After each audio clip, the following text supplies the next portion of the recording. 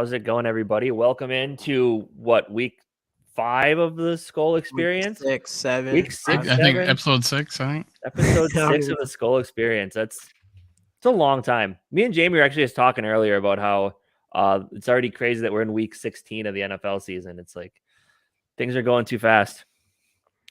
Yeah, hopefully it just ends in a Super Bowl. And then we just got more exciting content in the offseason, man. I mean, especially early. Like last year was crazy. Like once Zimmer got fired and let's go, Rap. Hey, Rap, thanks But for once joining. Zimmer got fired and then the GS Spielman, last offseason was crazy. So I think this offseason will be fun. Not as crazy probably, but well, I think it will be more. I think more people will be more, optimistic. I think half the everybody's half the people or most vocal 15% want us to bust up the entire team and go a different direction and trade Cousins, get rid of Daniil, all this crap, going off. We might have some of the same things, but some people might be like, hey, we got another year at this, Right. We'll see. Well, that's what'll be cool about this season. It'll be, especially coming off of a season like this, hopefully it ends in a Super Bowl, but is that this offseason, it's like, what can we do to improve our team? And plus, I mean, it'll be exciting too, just to hopefully get some injuries back from this year. Like our rookie class from last year just all hurt. So, yeah. But there's one thing we do know, that if we had the same regime that we had last year, we would not have come back against the Colts down 33-0 and end up winning that game in the largest comeback in NFL history. Rap, I know I see on the Purple Code chat you're becoming a Kirk Cousins believer, and we'd love to see it. Jamie, have they converted you finally? Oh, I don't know. Kirk Cousins converted you to fandom. Definitely went into this season with pretty much the same opinion on Kirk Cousins, but I mean, in my mind, there's no question that Kirk Cousins, I'm not 100% convinced. I don't know. I think I honestly will have to see him play the way he has now in playoffs to be like, all right, Kirk is that guy. But there's no question that Kirk is having a fantastic year. And my opinion, my opinion definitely is higher on Kirk Cousins for sure. There's no, like, last game was insane. And he's been doing that all season long. Though there's this little part of me that just, if we make it to playoffs or something, all of a sudden that's going to be his one bad game. And if that's not the case, I think I'll Rap's saying this now, and he did a video. He's top 6 quarterback. Leave our boy alone. I'm like, wait till he has his first incompletion in the next game. Rap will be right off the bat. They'll be texting me, this is all Kirk is Kirky again. But hey, Paul, thanks for showing up, man. David, Michelson, I always like to say his name. Bendito, thanks for showing up. I too have aged. I'm at least 59 now.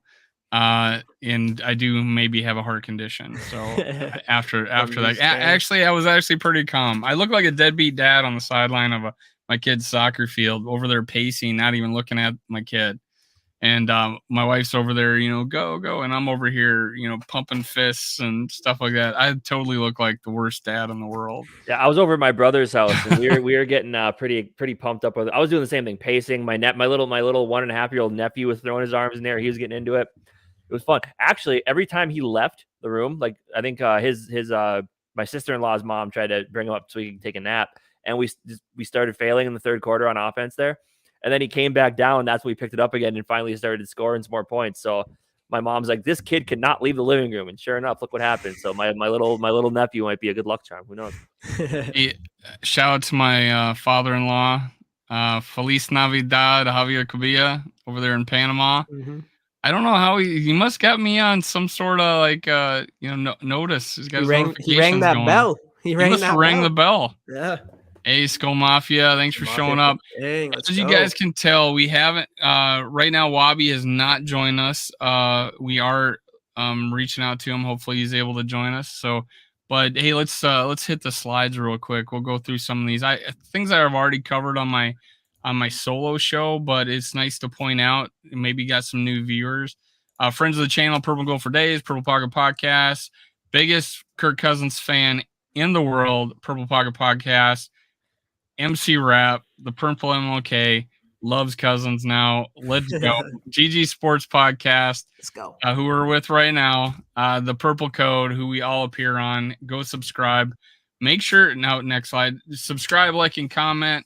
Oh, first of all, Fanatics, we in partnership with them. These are the Concord North shirts and hats. You can go on there in the description. Below should be links that you could use to put into a browser, and if you shop there, it'll support the channel. And check Foreman44.com. Use Skull15 at checkout. Check44.com. Skull15 checkout. Get 15% off. If you subscribe, like, and comment after this show is done, go in the comment section. Make sure you like and comment. That pushes the channel, and I reward you by giving away a 44 autographed jersey by Chuck Foreman. So let's talk about, we got some records going on, and this was I saw this stat on Twitter or Facebook or something. Justin Jefferson has tied the most 1,600-yard seasons by a receiver, and he did it in 3 years, and the next best guy, Calvin Johnson, did it in 9. Dude, JJ's crazy. JJ is absolutely crazy, man. I mean, I think he's projected to beat Calvin Johnson's receiving record. Obviously, there is one more game, but I'm hoping he even tops that, and hopefully he can break that 2,000. Right, because I think I saw that same post. I think I saw it on Twitter with that picture, and people were in the comments like, "But the game was so different back then. You know, less games, and they're really protecting the passing game now." It's like it doesn't matter. It's just another stat that points out the absolute greatness of Kirk Cousins. Is really all that it is at the end of the day. Really, like nothing to do. I shouldn't know absolute greatness of Kirk Cousins and Justin Jefferson. Sorry about that. Yeah, come on. I was just Kirk Cousins is on my mind with all the Kirk Cousins talk in the chat here right now. You guys all love Kirk Cousins. Let's look at let's pull up the names again. Passing is actually down this year, but Calvin Johnson not too far ago. Torrey Holt, not 2000s. Antonio Brown. That was recent. The artist formerly Julio known Jones, as Antonio recent. Brown, I guess. Marvin Harrison, now he probably won't break his reception record, which is like in the 150s, I think. But these two guys hold the Vikings record. Randy Moss has 1,617 yards. I think JJ just needs to pass him up with 10 yards with one less game. And then you got Chris Carter here, 122 receptions, which was a record at the time. An NFL record at the time. He needs 12 more catches, and he passes him up. He could do that in this next game. That would be amazing if he gets 12 catches and all he needs is 10 yards. But I'm sure he would get 10 yards off of 12 catches. But he could pass that up in this next game. I think he'd do it at least in the 16th game, I think, on the 12 catches. What do you think? Dude, yeah. I think so. And I think you're talking about Chris Carter. I want to say, didn't Chris Carter just put a tweet, I think last week or something, that he thinks Justin Jefferson is the best receiver in Vikings history? We talked about that with Rap last week and all came to the conclusion that it's a little bit of BS. Like he need a little more time. Yeah. I mean, obviously 3 years, but it's hard to. There's no question it's the best beginning of a wide receiver's career ever, right? And agree on that. Yeah, that he did for best first year until it got broken on the next year, and then he's the best 2 years, and he's the best 3 years. And can you ever see this record getting broken in at least a while? I mean, he did it like 10 games into the first, into the third year, which is crazy. That was Randy Moss's record, right? Yeah. And there's no way that we don't see over 1,600 yards from him again next year. So he'd be the first wide receiver ever to get more than 1,600 3 years in a row, 4 years, 3 times. It's never even happened before. So I mean, maybe Chris Carter is coming. Paul Krause last night, someone brought that up, and he goes, "Well, talk to me in 16 years." Nice. Which happens to be the length of his career. He played 16 years, but he says, "Talk to me in about 16 years." So yeah, he's holding his guns on that one too. I said at least don't start the conversation until after you're 5.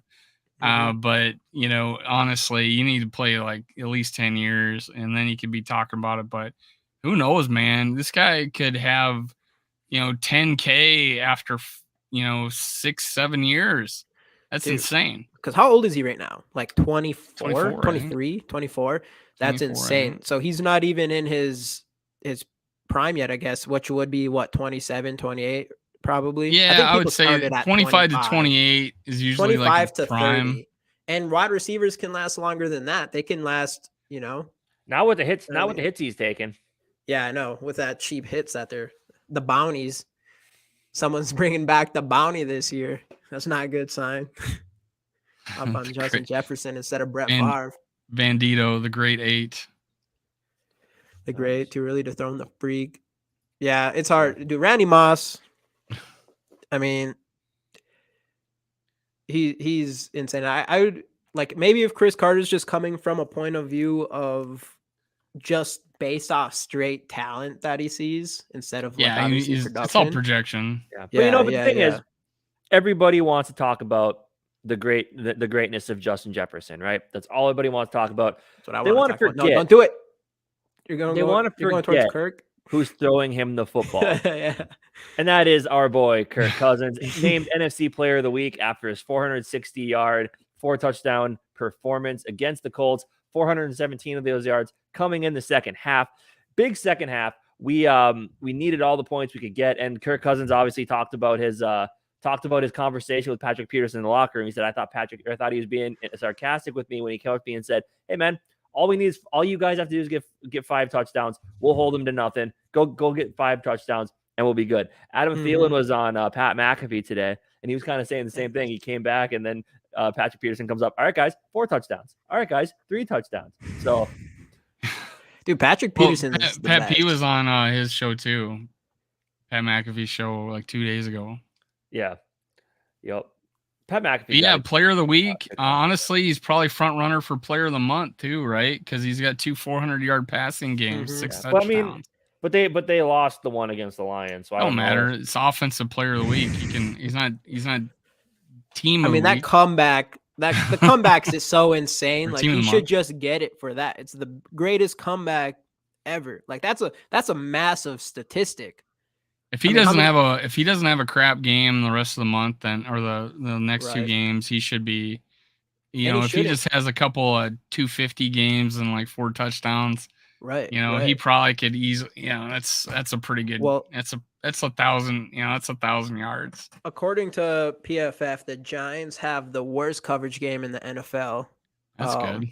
So I mean, this could be another massive game for both Kirk Cousins, Justin Jefferson, maybe KJ Osborne at this point, hopefully. We did the Purple Codes, our Purple Code video, and I don't know, man, if KJ Osborne can keep this momentum up and he can continue being this player that we were hoping he would be coming into this season, that could change everything this season. I mean, even all these close games, I think a resurgence from KJ Osborne this year could just put us over the edge on offense and stop all this close games shit that gives us a heart attack every single week, no matter what. It doesn't matter. At least we're winning them. And it's a fun year. Don't get me wrong. It has been a fun year. But it'll be nice if we can just figure out some way to break that. And I think, all that momentum after having the biggest comeback in NFL history, and KJ Osborne having such a big game and maybe getting him more involved, maybe that's enough to kind of break that little curse we've got going on here. I really think the only thing we would see more of this. I think we'd be more explosive if we weren't. I think it's conservative, and I think it's getting Kevin O'Connell getting his feet wet, and every time where we had to like turn on the gas, we do, except for Philly, and then Dallas. we pulled our Dallas. We never got started, but at least at Philly we were like trying. We were trying to open it up, but bad throws by Kirk and stuff like that. Vikings Jerome. Hey, Vikings Jerome. But yeah, I just think he sees it. He sees he can do it, right? And honestly, what helped out is we finally had a decent screen game. So some things improved in this last game. Yeah. And I think even on the defense a little bit. We got aggressive for sure. Right. But the only Blitzing thing on with 40% of Matt Ryan's dropbacks is like you're key. saying the conservative thing, and that's just the thing though, is like we turn it on when we're losing. That's kind of what happens. It's like we're conservative all throughout the game, whether we're tied or we're up by a little bit, whatever it is. And then as soon as we're losing, our pass rush is there. Kirk Cousins is going downfield, no problem. Our offense is going downfield, absolutely no problems. So it's like, how can we just have that same mentality, but earlier in the games? But do you think which is just a that growth thing? I think is the conservative nature and hoping you can like sustain drives is part of that a lack of trust in your defense, just trying to keep your offense on the field to wind clocks so your defense doesn't have to go out there and give up all the yards and touchdowns and whatnot? I hope not. I don't think he thinks like that. I think that's what Zimmer thought like. And I do think I think it's more he is to keep momentum in the drive, probably, short yardage. I didn't, I always gave a lot of crap like that we'd throw the ball behind the line of scrimmage. I mean, I'd stop doing that. That's maybe on screenplays, but I don't know, man. He starts to get he's been doing where he's got Jefferson open. Like he hits him on a quick, just a quick hitter, just throws it straight out to him because he's 1-on-1 and he can go get 6-yard chunks. So it's as good as a running play. Mm-hmm. So I like things like that, but I don't know, just the standard, just hand it off the right guard and see what happens with absolutely nobody pulling, nobody moving, nothing, no trickeration, nothing, whatever, vanilla play. Like you started out the overtime with, Kirk Cousins thought we were going to go for, not started out, but started out that last drive with in overtime. With 2 minutes to go, he just hands it off to Dalvin, and Kirk Cousins says, "Oh, we're going to go for the tie," and then because the call was coming in late for the second play, "Oh, we're dropping back, or we're going for it."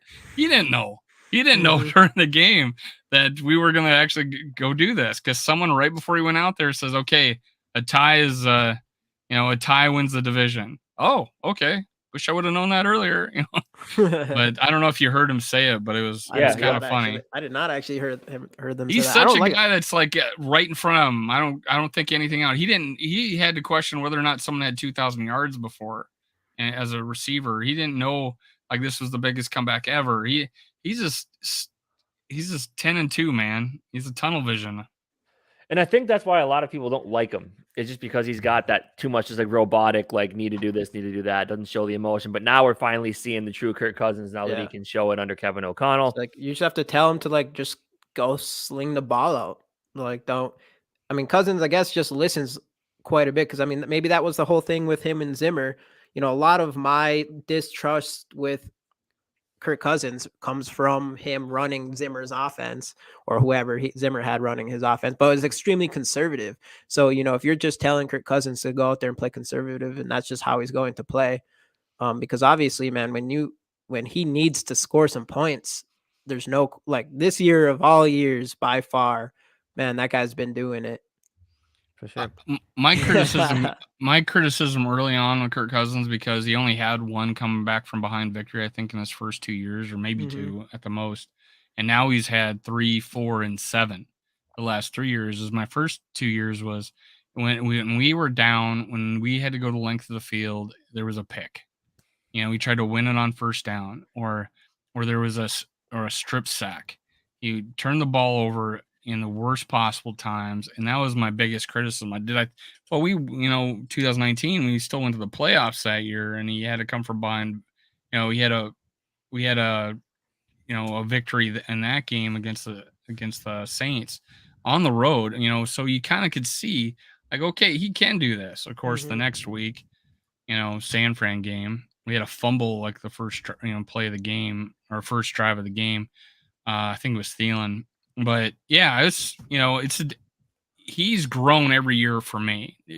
People didn't see that. I know some people didn't see that, but from year 1 to year 2, year 3, year 4, Justin Jefferson in year 3, obviously he really started to be able to sling it 4 and 5. Yeah, I think he's gotten better every year. People say he's got worse stats. He's 5th in passing, or he's 6th in passing and 5th in touchdowns. Yeah, right I think now. the stat that is thing not worse stats. It's all relative to the rest of the league. He's never been top 6 in both those categories before, and it's week 15, right? Right.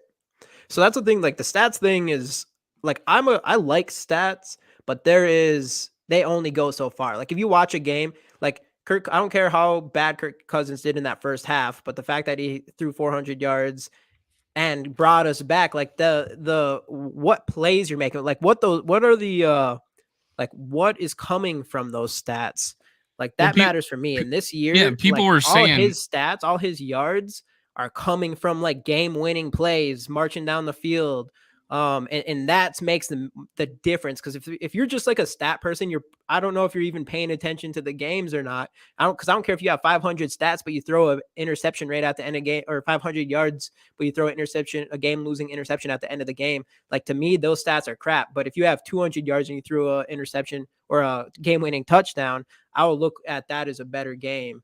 Well, he had a Pro Bowl year last year with 33 touchdowns and 4,300, almost 4,300 yards. He actually had more yards than the MVP of the league, but he had like 6 comeback victories, but he only ended up with 4 because the defense let the offense score the last second, 2 freaking games.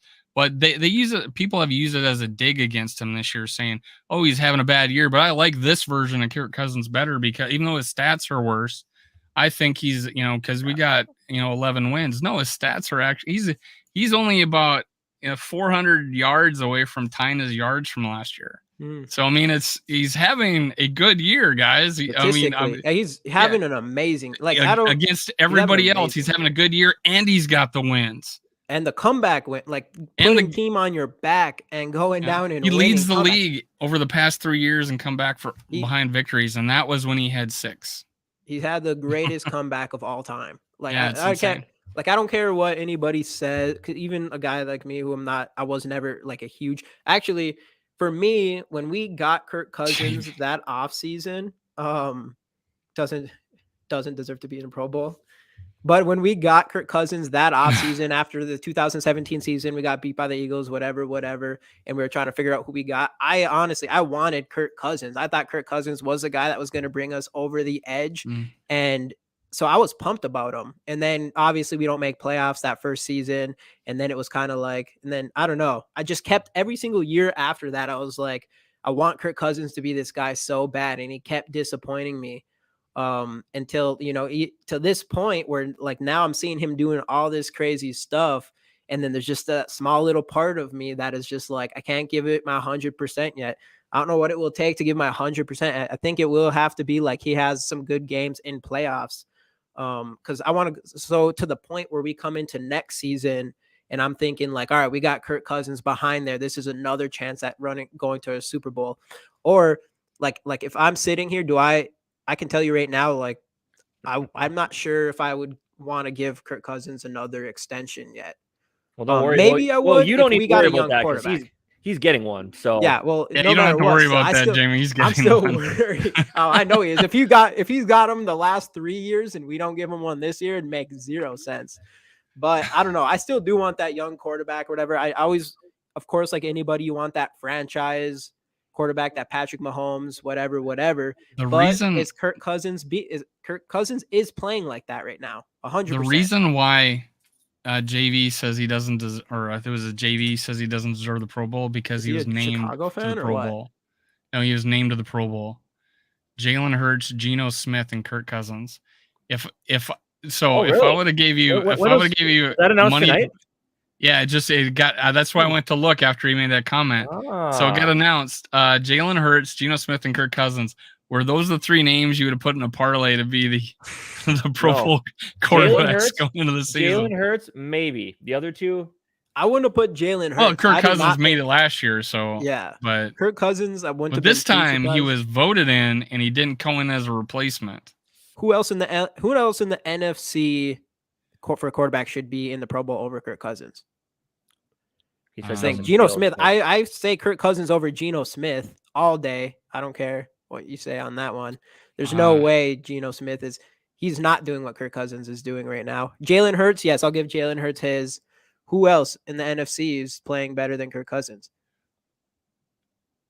Aaron Rodgers mean, isn't for sure. Well, the trying to Lions quarterback Goff Goff? is having a good year, but that was like TV Nothing 7-7. close to Kirk Cousins. You're talking about a 10 or 11-3 No, team. he actually had same amount of yards, better completion percentage, and more touchdowns going into this game.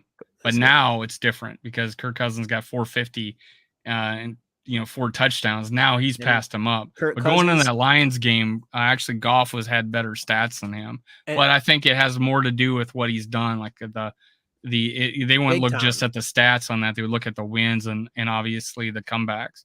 Kirk Cousins is 11. Hold up. This guy's joking, right? I don't know. Fields? Man. Why? Because Fields can throw for 100 yards and rush for 100. Dak Prescott's been hurt. I would say Dak. Cooper Rush one more game. Dak's been.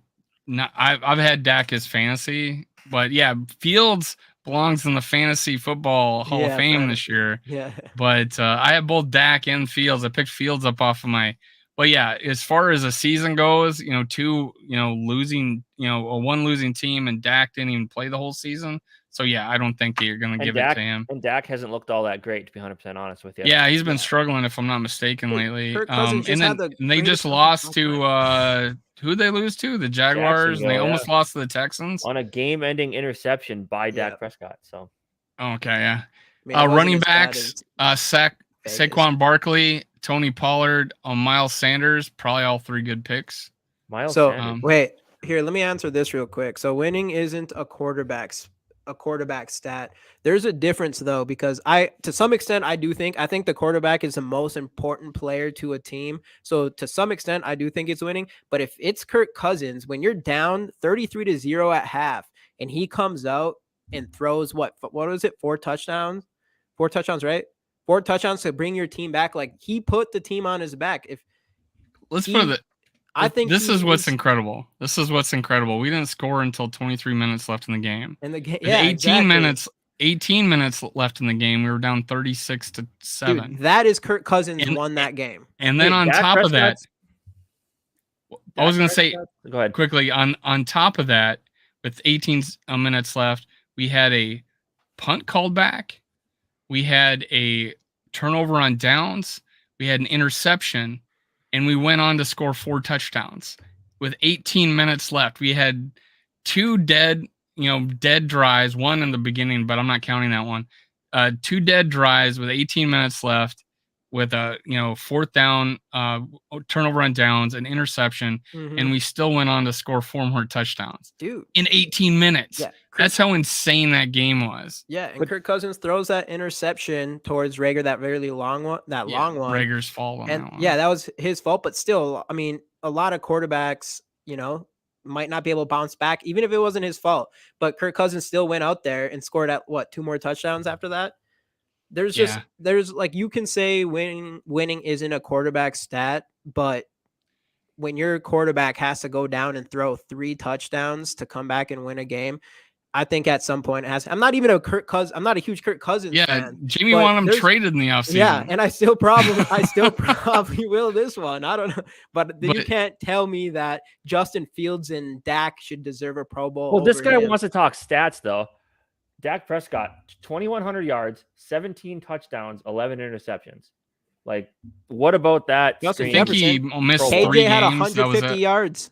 Adam Thielen had a touchdown and a big play. Like, he was all over the field. I will stand up for Kirk Cousins in this. But that's the thing. But like, in order to get into in order to get to Pro Bowl, normally people that get hurt and they miss a huge chunk of games normally really aren't put in consideration for it. So yeah. I mean, Kirk made it last year with 8 wins. There's been people that made it with losing seasons. But who knows? One of these guys might make the Super Bowl, right? And sure enough, Dak will get in, or Fields will get in.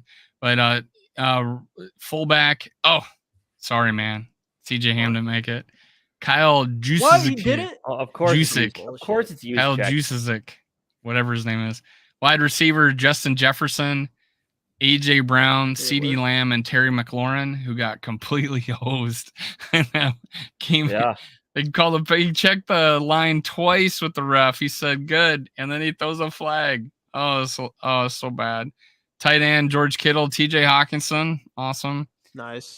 Trent Williams, Lane Johnson. Offensive tackles, Trent Williams, Lane Johnson, Tristan Wirfs. Offensive guard, Zach Martin, Landon Dickerson, Chris Lindstrom. Center, Jason Kelsey, Frank Ragnow. Oh, Wait, we got did you say did Darisaw made it, right? No, I mean he got hurt. You know, he missed a few games. I guess I did just say injuries kind of take you out. It does hurt your chance at the Pro Bowl. It's pretty crazy. Well, it might be one of those situations. Well, I don't want to go to the Pro Bowl. I want Kirk Cousins in the Pro Bowl. I want him in the Super Bowl, right? But if let's say we don't, Darisaw and like one of these guys gets in, then we might have or injury. Darisaw might be a guy that gets in. It's bullshit. Kyle. Oh, you're bringing him up. Yeah. Yep. Kyle Juszczyk, whatever. I can't ever say his name. He's always the guy that beats out CJ, even though CJ has made a Pro Bowl. But Delvin Cook didn't make it this year, which is fair. It's fair, but he still has over 1,000 yards. I don't know. Wobby. What's up? Wobby's saying, is it too late? I said you can join. Perfect. George Kittle, TJ Hawkinson, like you said. So where I know, did you get down to defense? You say Harrison Smith? He made it, right? Zadarius Smith. See, now that's weird with Zadarius Smith because he's really cooled off. Yeah, cooled off considerably as of late, but obviously he's been injured as well, so he's playing through that, which is he's still, there's been like 3 slow games. Hold up. What do you mean Harry's not in there? How the hell did Jair Alexander make it and not Patrick Peterson? I just don't know how Jair Alexander made it. Tarek Woolen he's a rookie. That's crazy. Yeah. What the heck, dude? I thought Harrison Smith should make it. Ooh, the best long snapper in the league. Punt returns. Oh, wow. What? Dude, I thought Keeney was leading this return specialist and Boyd was leading special teamer. Maybe snubbed. The Vikings. Snubbed. Just the life of a Viking, man. We got 3 offense. Kirk Cousins, Justin Jefferson, and we got Zadarius Smith on defense. We have Hawkinson too, right? And Hawkinson. So we got 4. Yeah, we got 4. Keenan got snubbed. Just getting snubbed all the time. God. But hey, Kirk Cousins making the Pro Bowl first 3. That's pretty cool.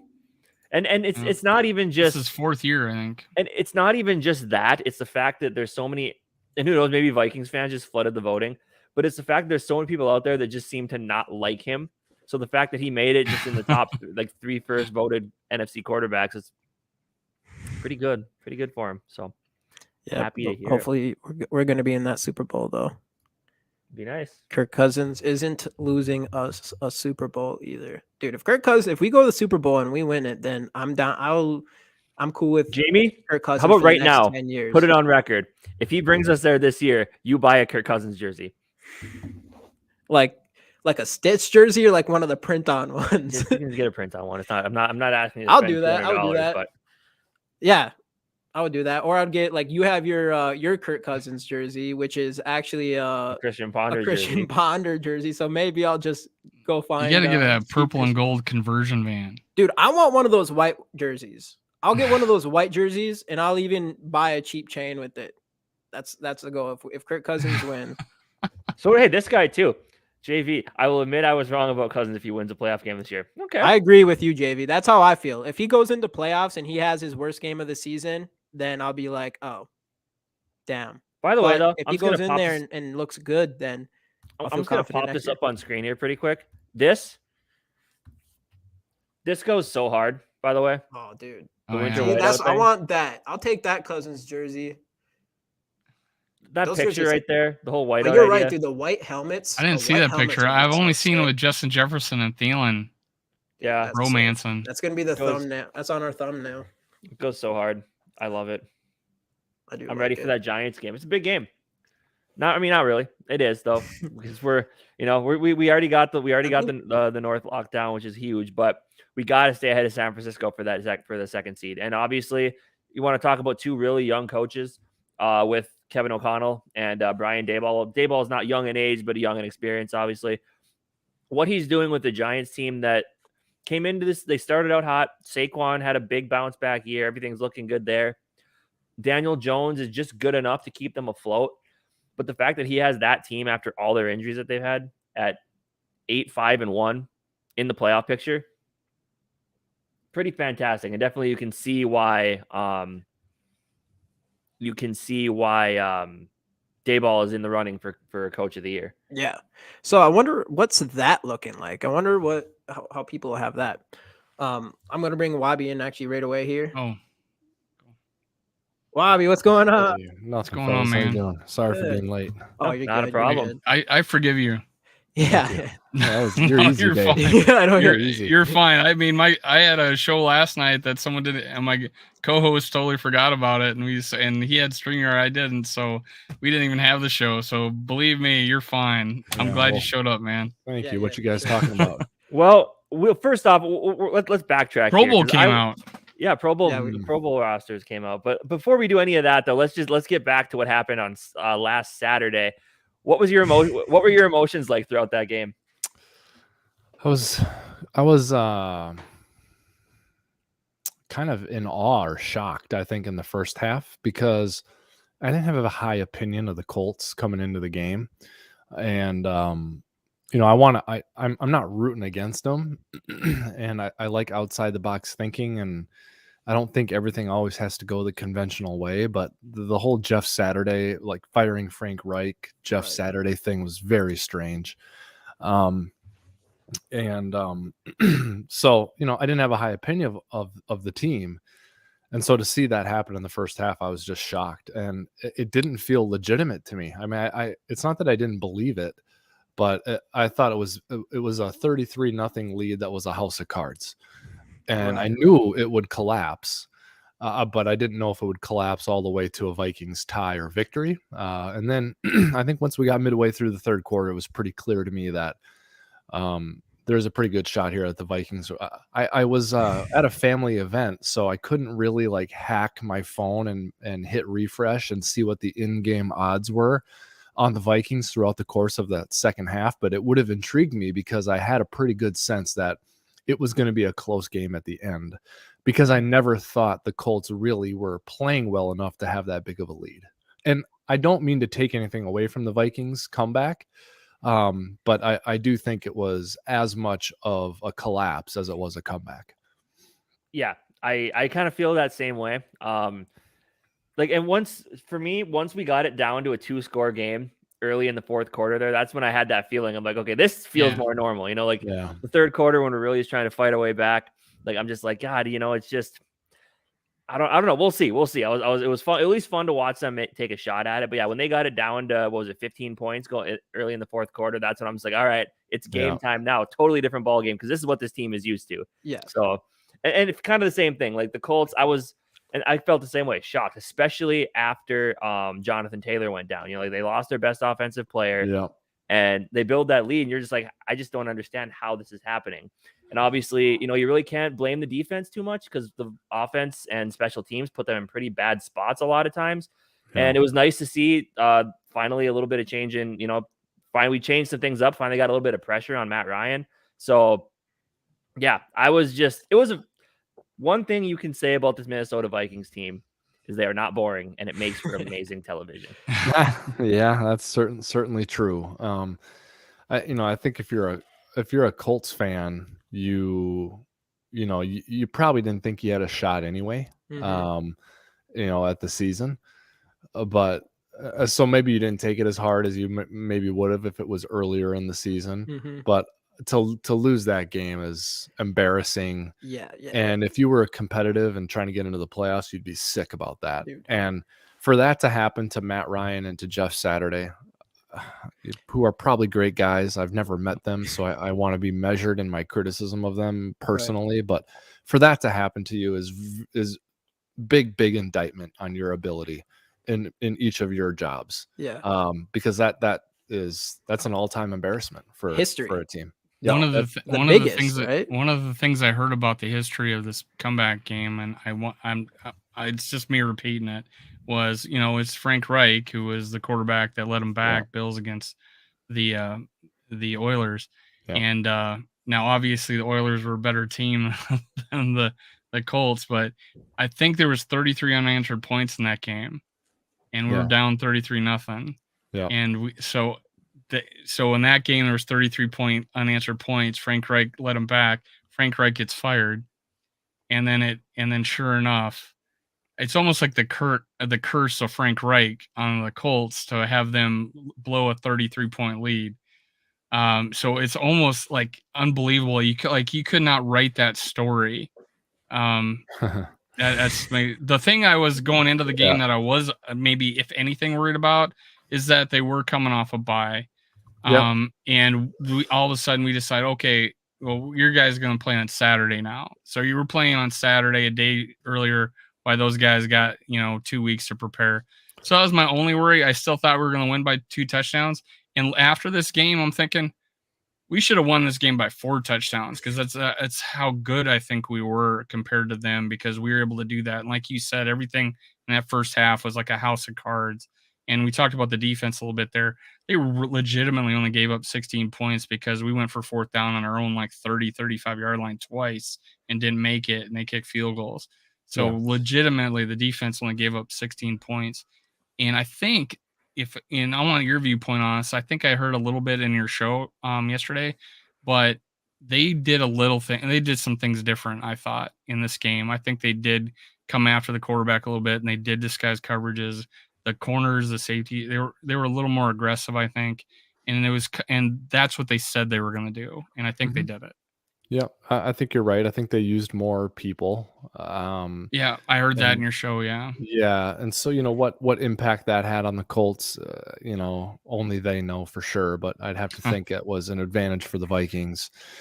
DJ Wanham played a lot more than he normally does.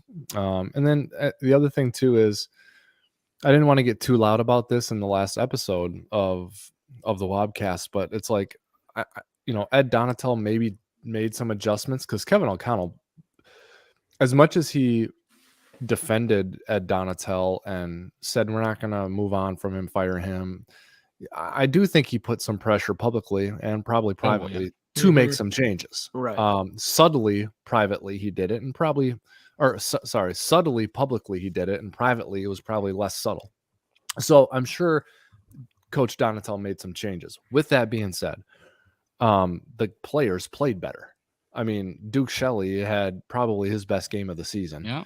Of career. I didn't know he could tackle, and you found that out. Yeah. Zadarius PFF 86 or something. Yeah, I think he was the 2nd graded corner in the league last week, or something. 4th, I think he's 4th or something. 4th, I actually took a screenshot of your guys' stats.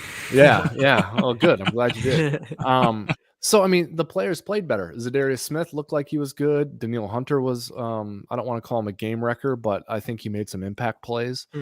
And to me, Harrison Phillips had one of his better games as well. So, the players played better. And when the players play better, the scheme looks better, even if the scheme is the same from week to week. So, I think that game against the Colts was encouraging for the defense, and I think the game against the Jets was very encouraging for the defense. The Lions' performance left some to be desired, but over the last 3 weeks, guys, the Vikings defense is 33% in the red zone. So, they're the bend but don't break thing is, we can laugh and joke about it, but in a lot of games this season, it's kind of been true. They give up a lot of yards, but then you get into the red zone and you don't score. Well, they didn't need to get in the red zone with the Lions because they were bombing it from 50 yards out. But that was probably the only game that was like an anomaly in that stat years. But I agree. They were keeping people out of the end zone. And I also want the Vikings offense to take a lesson from the Jets game and the Colts game, because the Jets and the Colts both were relegated to kicking a lot of field goals. And like, that can feel good to you because you're like padding your lead sometimes. But like, the team that kicks the most field goals is probably losing the game more times than not. I mean, you need touchdowns. And it's one thing if you can salvage a scoring drive with a 45-yard field goal, but if you're kicking field goals from inside the red zone, you're going to lose the game. And I think the Vikings offense needs to remember that and needs to stay aggressive and be true to themselves and trust themselves coming down the stretch here and in the playoffs when they get into a 4th and 2 or they get inside the red area or in a goal to go situation. Don't be afraid to punch that in. Put pressure on the other defense to guard your playmakers for 4 downs. Yeah, I think it holds up true when we kicked 5 field goals against Seattle in the playoffs. Yeah. That's Were no you good, at, man. so how cold was that game, by the way? Were you, I just got done thawing out from it the other day. So, Yeah. I was that was bad. I was still there can't get too. over Bud Grant and his short sleeves going out for Yeah. Yeah. and I actually brought that up to Chuck Foreman when we were talking. He says, "Yeah, man, that was him." Yeah. I was at that game. I saw him. I thought he was crazy. Yeah, that was cold. That was an all-timer for sure. That was sub-zero. That was Yep. That one hurt especially if you were there, just because you're just, I don't know, you're so Dude, cold. I was in the threw my hat stands. across the bar. yeah. Yeah, Yeah, it was. And then, everybody's cold, just ready to be fired up, about to win the game. And it was just that slow walk, disappointing. Oh yeah, walk back to your car. It was just and rough. it was also tough because of who the opponent was. It was a very well-respected, talented, Big win, yeah. in the middle of their prime Seahawks team. Right. That was dominant, and went to 2 Super Bowls, and like you had them not on the ropes. I mean, you had them beat. Right. Kick field goal. Yeah, and in those elements and in that building, and it being early on in Zim's tenure, and just that was a tough one to take. For sure. So let's look a little bit forward here. So Yeah.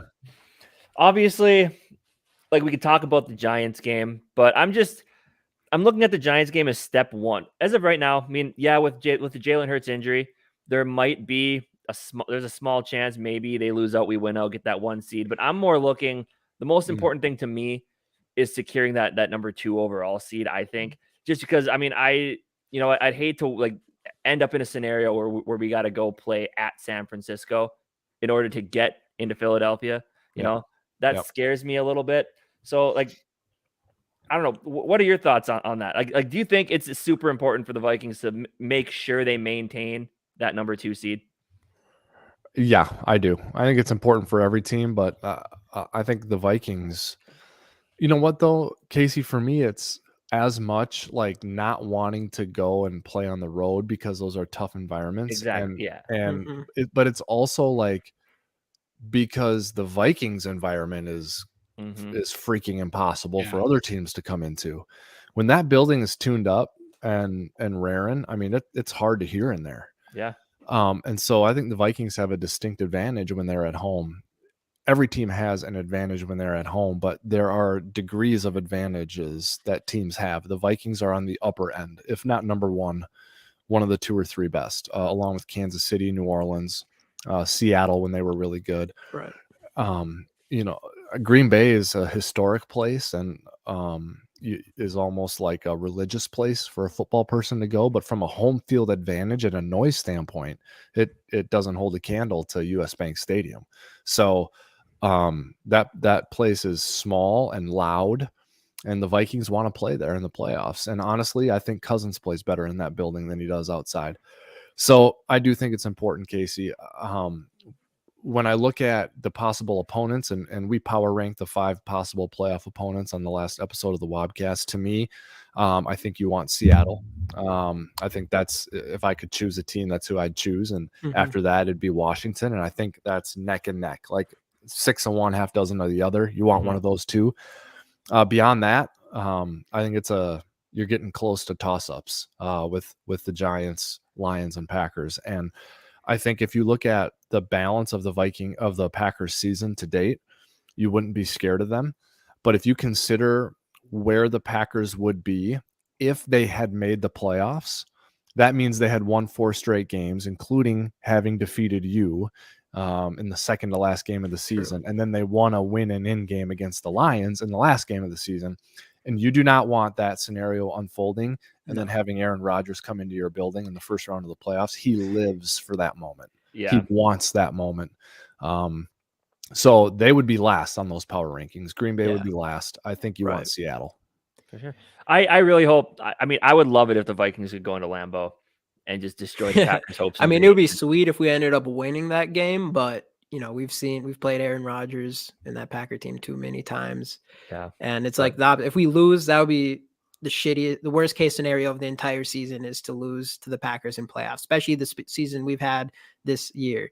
But obviously going in there and beating them would be a huge positive. Right. But I'd rather just not take my chances, I think. Yeah, for sure. Oh yeah. You know what though? To a lesser degree, I felt this way, guys, when we opened US Bank Stadium. The Packers were the first opponent, and I'm like, really? I'm like, we'll let these guys come in here and beat us in the first game of the building, and it ended up going the right way. But yeah, and I think, Casey, what you're saying is you'd love on the second to last game of the season to go into Green Bay and just throttle them and end it. Like have them have them upset Miami.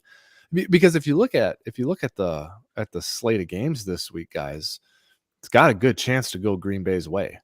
If they upset Miami, I think Seattle will lose at Kansas City.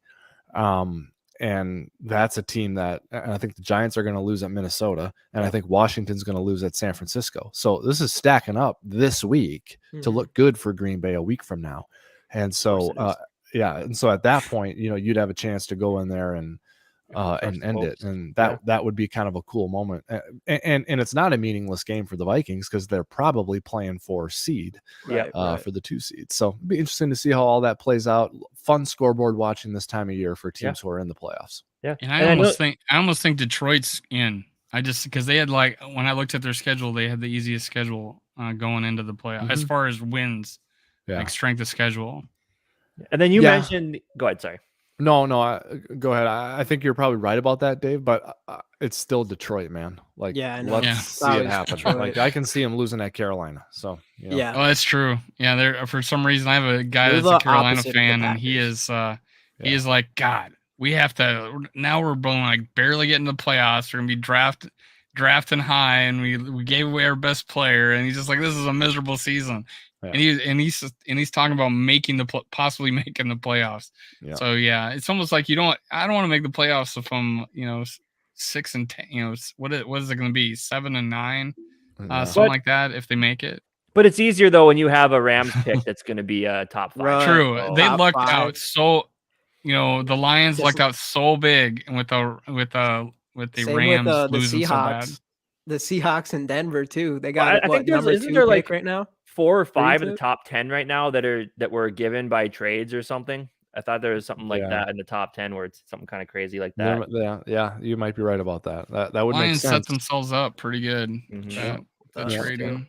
Yeah, but it sounds like they're actually going to stick with Goff over there now. I mean, at least that's what they're saying right now. Give him an extension, which he's been playing well enough. Kind of one of those guys that's you think of him as a bridge guy, but he was a number 1 overall pick. So there's talent there, and has been to the Super Bowl. Offensive line does wonders to a quarterback. Is really good over there. Well, let's get back to some Vikings conversation here. Wobby, you mentioned the atmosphere in the stadium, and you mentioned the Giants. I want to put those two things together. We got the Giants coming up Christmas Eve on Saturday. Here in Minnesota, got some snowfall rolling in.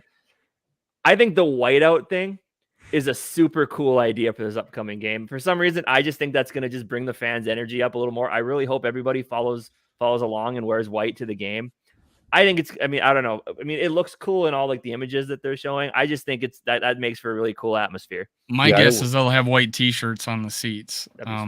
Probably. It's unique. It's new for Vikings fans to want to wear white, to be told to wear white in their own building. It will be cool. The fans will engage in it, and the programming, the folks who run the show at US Bank Stadium are elite at their jobs. I worked with them for 15 years.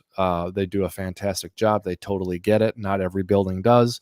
The organization invests capital, money, resources into those people. So it's going to be spectacular in that building.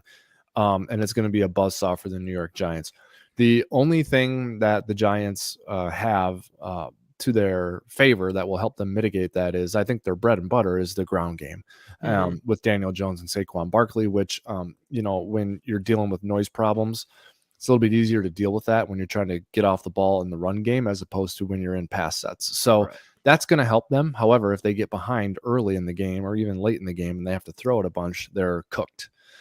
I foresee an angle of victory for the Giants would be Daniel Jones, Saquon Barkley, yin and yang, zone reads, and Jones is reading it right, and he's tucking and running when they commit to Barkley, and when they try and commit to Jones, he's giving it to Barkley, and that could be a headache. That's hard to deal with. And then if you could pull it in and not run it yourself and not give it to Barkley and throw a pop pass to a tight end or throw a quick slant every now and then to keep the safeties honest. I mean, that's what the Eagles did to the Vikings in the 2017 NFC Championship game. So that's what the Vikings have to look out for. Save that, though. I don't really see this game being that competitive later on once they get going. I think early on, that Giants defensive front is going to cause some problems for the Vikings, but Kevin O'Connell will find some adjustments and will be able to pull away eventually, as long as the Vikings can contain Jones and Barkley on the ground. That's how I see it. Yeah. And you mentioned like the game day crew at US Bank Stadium, like even like regular games when they do like the intro video and how they bring the players onto the field and do the introductions. Like I get goosebumps every time I go there.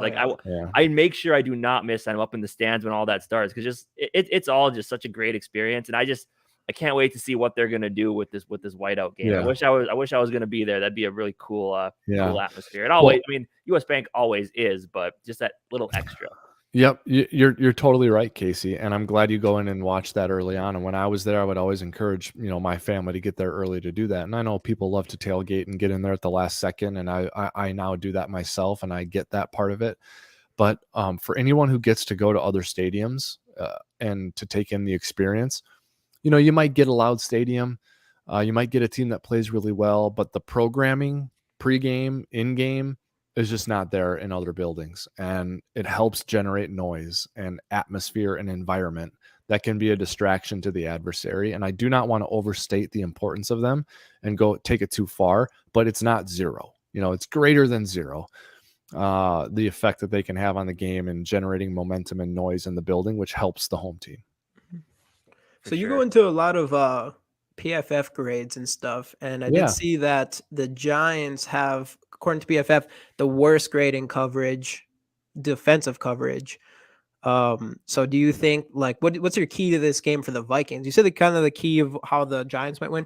Do you think the key for the Vikings, and they're also pretty low, I think they're like 46.6 coverage defense, but also like 46.3 run defense. So do you think this is just going to be a huge offensive game from us? And especially after like that huge offensive performance we had second half of last game. I mean, if we can bring some of that momentum into this one early, hopefully, we don't see that a lot unless we're behind, but it could be the game. So what I think, Jamie, and that's a good question, is what I really loved in the second half was the utilization of Dalvin Cook, not just as a runner, but in shifts and motions, lined up as a receiver in the screen game. The Vikings have a hard time run blocking. And if you have a hard time run blocking in general, you're going to have a hell of a hard time run blocking against the Giants with their front. And we all watched Kayvon Thibodeau and the impact he had on the Commanders last week. So, so to me, what you need to do is overwhelm their coverage, because you're right, Jamie, they are poor in coverage, whether you're going by a PFF grade or the eye test, they're awful. Yeah. And so the way that they can beat you on defense is by being aggressive and opportunistic, a lot like how the Packers always had to beat you on defense when they had Favre and Rodgers. They didn't have great defenses, but they were opportunistic because they always had big leads and they were jumping routes and taking chances and zero blitzing because they knew they got 12 back there to bail them out and score 30 points a game. That's what the Giants have to do to beat you. So I think you need to overwhelm them. I think you need to send 4 guys out on most routes. Maybe you got to have a guy in there for protection every now and then, but quick passing and let your talented receivers out talent the talentless secondary that the Giants have. And I don't mean to disparage them too much and go over the top, but they are struggling on defense and in pass coverage. And I think you'd be remiss to not just keep going back to that until they show you that they can cover. Until they show you that, you make them cover and you beat them that way. And no one's been able to stop Jefferson. I don't know how the Giants are going to be the first team to do it. No, and with KJ Osborne stepping up from last game, if he can continue doing that, man, I feel like that's what we're missing on offense, is just a second receiver that can, like, we went and got TJ Hawkinson, but we haven't had a really true wide receiver 2 yet this year. Obviously we were hoping Adam Thielen would be that again, which he's been there here and there. And then KJ Osborne just hasn't really lived up to the expectations that like me and Casey had. We thought he was going to kind of even pass him Thielen up, but we finally saw last game what KJ Osborne can do. And man, if we can keep that momentum for him going forward, I think that could make just the world of difference for our entire offense. Like, I don't know if you have to call plays for him or what you do, especially when he gets that ball in his hands. I mean, he's a strong runner, and he's always pushing like 5 yards, and he's got attitude. Yeah, he's got attitude for sure. And you can call plays for him. I don't think that's a bad idea, but just his presence out there and him putting that production out there. Now, as a defense, you got to drop cards for practice for him, and you got to put a 17 jersey out there to have someone emulate him. You just got to spend time on him, and you got to factor him in. And you already had to do that with Hawkinson. You already got to do that with Cook. You got to do that with Jefferson. So it's just another arrow in the quiver, I think, for O'Connell. And I think what they also need to do is not be afraid to utilize the quick game and the short passes, because these guys are good after the catch, and you can't protect the greatest at all times. Cousins doesn't play well when he's pressured, when he feels pressure. And I think you got to tell Kirk too, 5-step, 7-step drop, take a look. One's not open, two's not open, throw it away. Throw it away. Because we're not great with him running the ball, and we're not great with him sitting in the pocket. He takes a sack and you're behind the chains. I'd rather go for it on 4th and 6, than be looking at a 3rd and 12, So I think that they need to be mindful of that and not make it easy for the other defense either. So since we kind of talked about KJ a little bit there, one of a guy who works with us over on the Purple Code, go check that out, everybody, if you haven't already. He wants to know, can KJ be the number 2, or is he benefiting being a number 3 guy? That's a good question. I think he benefits being the number 3. That doesn't mean he can't develop and become a number 2. Because if you never give him the chance to, how do you know if he can do it or not? Yeah. And last game, it seemed like he was the number 2. And maybe we did start kind of giving him a chance. Maybe. Yeah. And I think he's worthy of that. I think he's worthy of that. I think Thielen's got value still in the red zone and short areas on 3rd down. So I don't think we'd want to get hung up over who's 2 and who's 3. I think you want to use both Thielen and Osborne. Yeah, I think I made a point in one of my other videos, and I brought up all the stats of when you combine like Hawkinson and KJ and Thielen, and I made a point that Thielen's like ranked 25th in receptions. I mean, you think number 2 receiver, and you're like, well, if you do the math, he's a number 2 receiver. Right. But yards are he's got the same 10 yards per reception as he did last year. He's got relatively the same stats as he had last year, except for touchdowns before he got injured. So I think I agree with you, that he has value, and I think he'll still be with us next year if we can work out the financial side of it. Comes down to money, baby. And TJ Hawkinson just made the Pro Bowl. We found that out.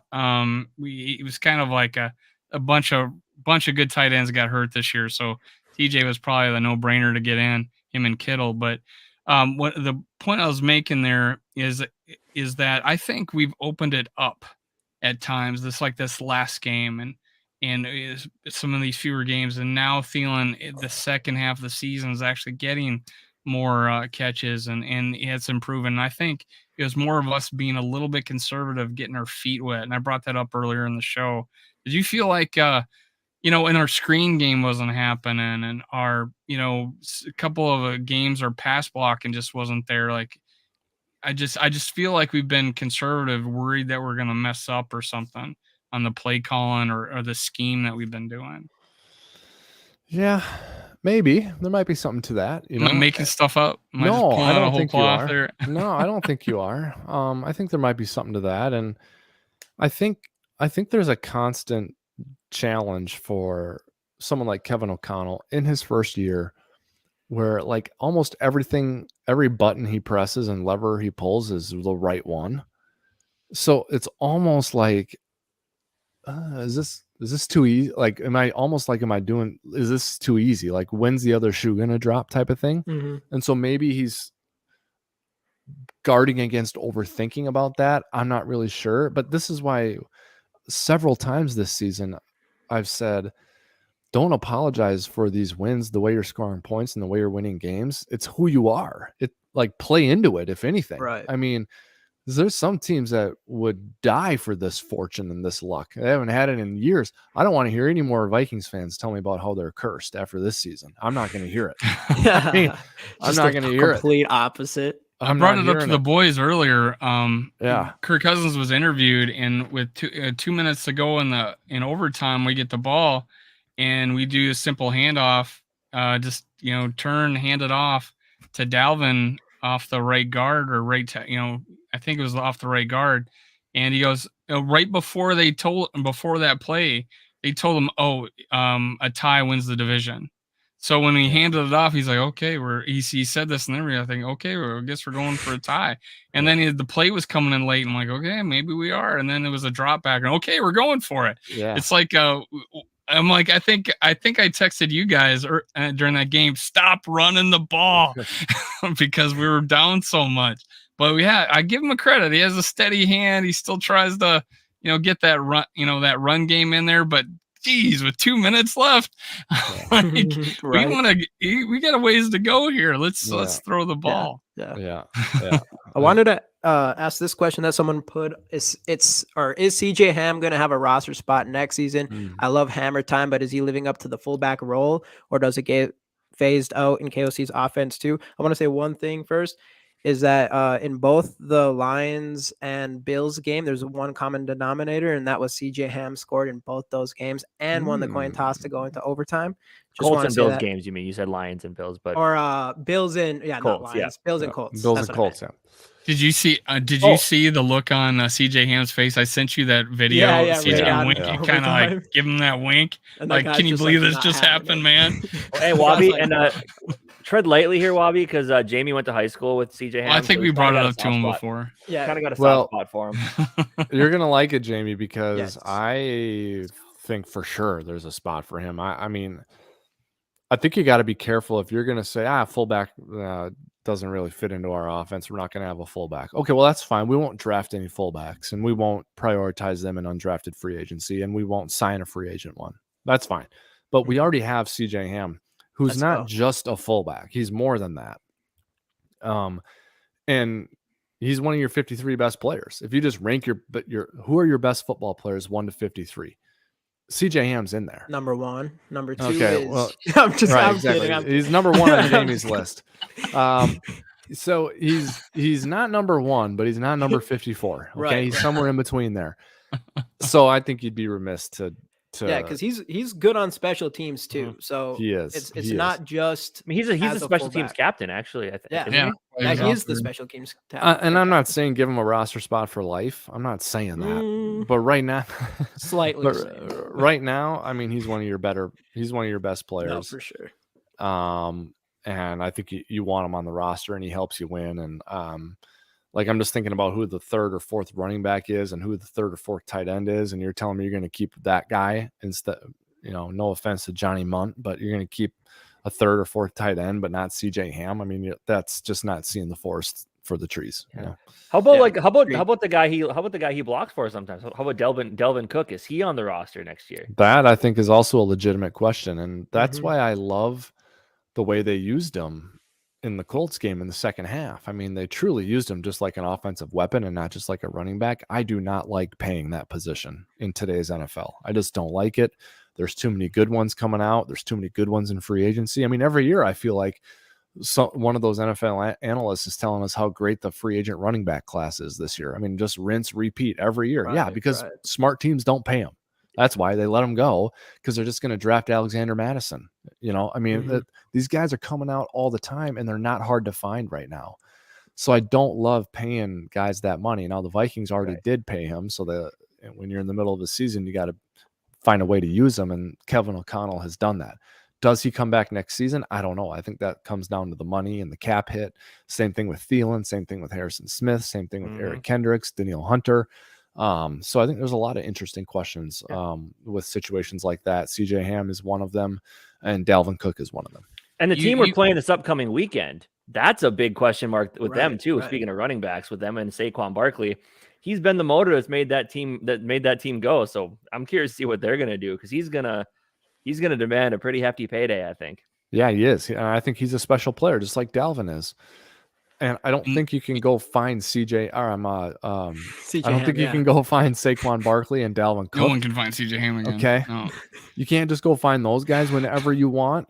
But Alexander Madison, you can win with, and you can go find. Yep. You know, I mean, Jerick McKinnon just was a key component for the Chiefs in their win last week. I mean, Jerick McKinnon is one of my guys, and I love him. That guy. But that guy. but like, I mean, he's been recycled a bunch of times, so it's just not a position I want to pay. Yeah. There's you probably paid attention to it over the years because you were inside the facilities.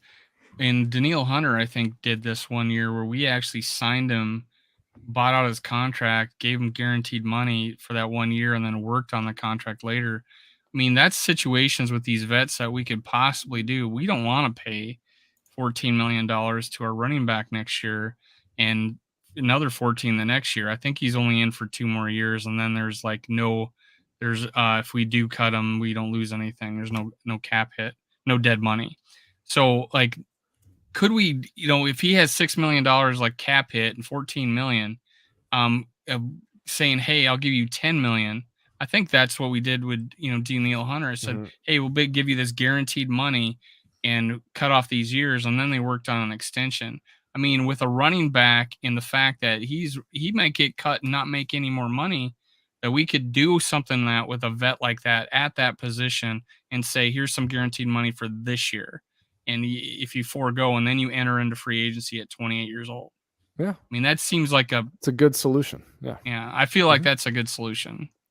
I think that's a good way to do it. And Dalvin after the season I would think that would appeal to someone like him because he's got to like the way O'Connell utilizes him and tries to factor him in. And I think he could have a big year, right? Well, yeah. I mean, I think O'Connell has a hard time running the ball 25 times in a game, but I don't think he has a hard time running it 15 times and then giving him 6, 7, or 8 targets, in the game. And I think Dalvin would see value in that. So, because it's with Dalvin, it's definitely, and that's why I think a lot of people get mad when we run him up the middle. When he's in space, he can make things happen. It's just when you just try to pound him up the middle like he's Adrian Peterson is. That reverse pitch play is only not worked one time. Otherwise, it's gone for 30 and 40 yards in this play.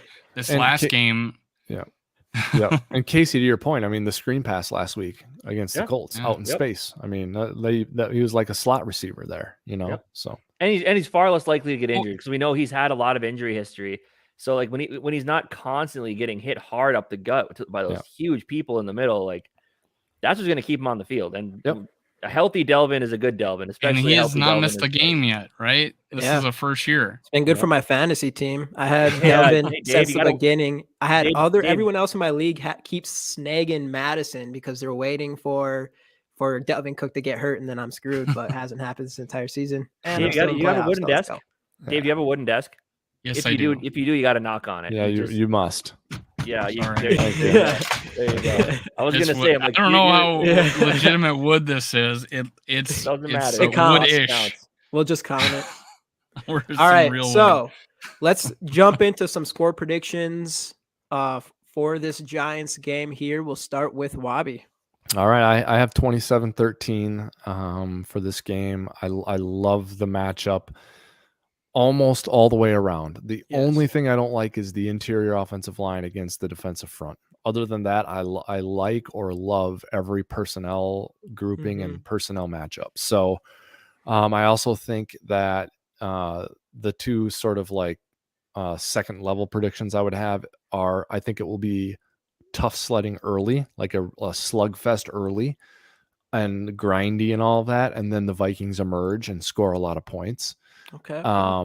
So I think that's going to be one of the factors, is just like survive early on and feel it out and then make them guard you, make them cover you. So I think it opens up in the second half. The other thing I'll say is, and we already talked about it, is just the whole Jones and Barkley yin yang thing is concerning. I think I hope they spent a lot of time this week on that. Like the receivers don't scare me. No. The tight end doesn't scare me. The O-line's okay, but it's a lot of instincts and a lot of reading. Daniel Jones doesn't scare me. No, he doesn't, not as a thrower, but he's got mobility. I think he's a Right. smart guy, and Barkley is a special player. So Mhm. if you get up by 10 and 12 or 14, you really take that out of their hands. So I like, 27-13, it sounds like to me. And might be one of those where you kind of feeling like you're resting easy in the fourth quarter. Let's see. get it. We haven't seen a lot of those this year, so I'm ready for one. Yeah, for sure. So yeah, since you kind of mentioned some stuff about their team there, that's one of the reasons why I got to give a shout out to Brian Dayball and the job he's doing over there. Because that team, they started out hot. They've had a ton of countless injuries. It's almost crazy how many injuries they've had on that team, and yet he's keeping them 8-5-1 in playoff contention. Just ton of credit to that team. But yes, I think eventually those injuries are going to come back to bite them, and I think this will be the first time we see it. I still I don't know. I want to say we're going to blow them out. I like your score prediction, but I'm going to go 27-21 just because we just brought it back to single digits, Jamie. Yep. We just don't win by multiple scores. So I'm going to stick with 27-21. Yeah. Like you said, I do think it's going to be one of those, though, where by the end of the fourth quarter, we're not pacing back and forth. We're like, okay, we got this. I hope so. I'm going to go with, I think it's going to be a slugfest overall. Every single week I try to do the more than double digits, winning by more than double digits all the time, whatever. It hasn't worked out for me, but I'm going to go with 35-27. So I think it's going to be really high scoring. Maybe right from the get-go. Hopefully the Vikings just go. I think they're going to come out and score a lot early, and it'll just be up to the Giants to keep up. And that's my prediction. So okay. I'm going 34-19. I think this is the game. Let's go. It is the game. After the momentum from the last game, there's no way we don't come in and do this. This is the game. Jamie, I'm glad you mentioned that 8 times already this year. Jamie, I'm definitely glad you mentioned that, because have we since Wobby's been on, have we talked about the letdown we had after that Bills game with the emotional win in that game? I think this, I'm really hoping that Kevin O'Connell learned from that game, and just you got to get the guys focused, because as we talked about, there's still a ton to play for in this game. You're playing for seeding.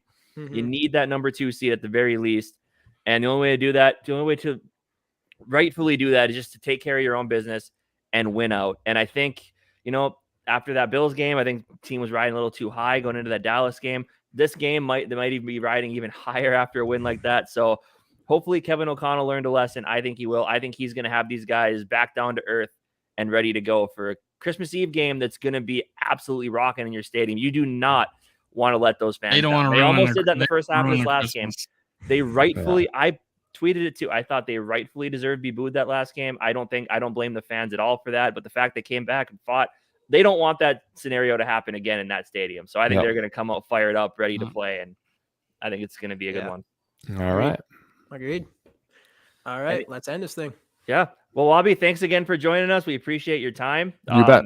Hopefully, hopefully we all get to celebrate our Christmas with a nice Vikings W. I hope so too. I appreciate you guys having me on. It's fun to do it. My apologies for being late, but I hope we can do it again. Yeah, definitely. Sure. We got a long playoffs happening. Yeah, that's right. We do. All right. And honestly, in the off season, like the week before the draft, I would be awesome to hear your input. Yeah, let's do that.